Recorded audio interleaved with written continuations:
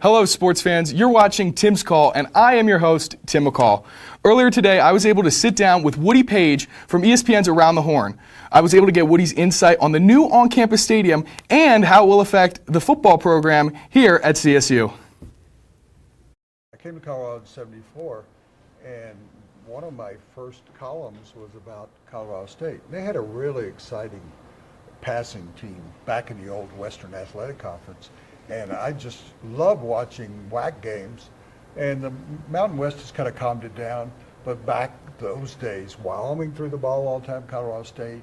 BYU was in the old WAC, UTEP. And I always had an affection for the football team. I didn't like the stadium much, so I'm happy about the new stadium.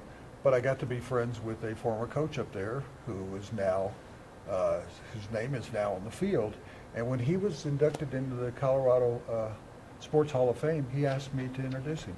And that was, you were talking about an honor? That was an honor that I got that opportunity. There you go. For those who don't know, he's talking about the famous Colorado State football head coach, Sonny Lubick. Well, if you don't know who he is, then you should be going to Colorado State, and you've never gone to a game because his name is across the field.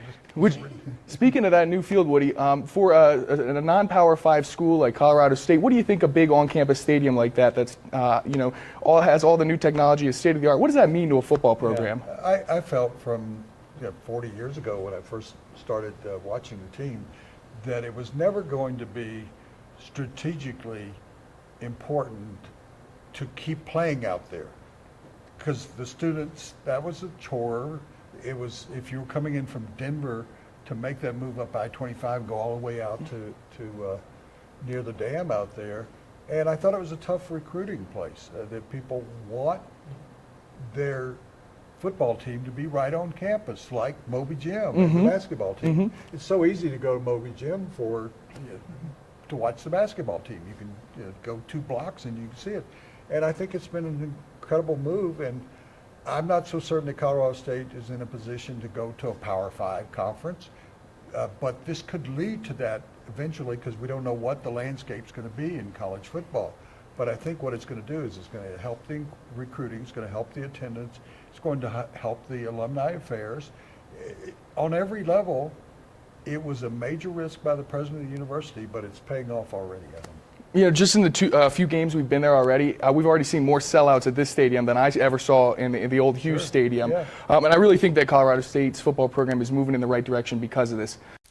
I was also able to talk to Woody about the recent tragedies in Las Vegas and how tragedies like that affect the career of a sports reporter.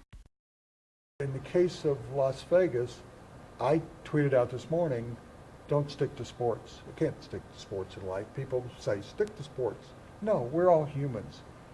I covered 9/11. My newspaper sent me there as a sports writer, and I was there for a week, and I covered it, and I was traumatized going down to Ground Zero. I covered the Aurora shootings at the theater. I was there that night. I covered Columbine. In those 2 cases, the newspapers, and I was a part of it, won Pulitzer Prizes. So it was totally away from sports because I'm a human first. Las Vegas, I have friends. There's a head of a casino that just down the street from where the tragedy happened. It's a close friend of mine. We've been communicating this morning.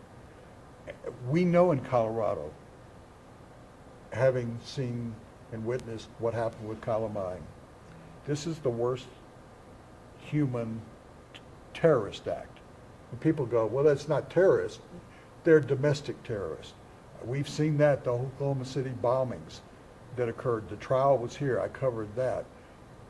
There's domestic terror just like there's international terror. And we got to be aware and it's going to be so moving for Las Vegas. That's where people go to have fun. Sports is where people go to have fun. Las Vegas is but every time anybody goes to Las Vegas now, I've stayed at the Mandalay Bay. I was there a couple of years ago. You're going to always think about that. I tweeted out today, I weep for Las Vegas. And I wept this morning. Jesus wept. It's the shortest verse in the Bible. I wept this morning. God wrote me back and said, you didn't weep, you. And he called me a bunch of names. And I thought, he doesn't understand that sports is my job. life is my passion and things that happen in life. And I'm totally serious about that. There's a great movie that should have won an Academy Award called Hidden Figures. And it's about 3 African-American women who really helped the space program become what it was. I watched that and I wept, and I don't know that people understand that there are things that are happening in this country now.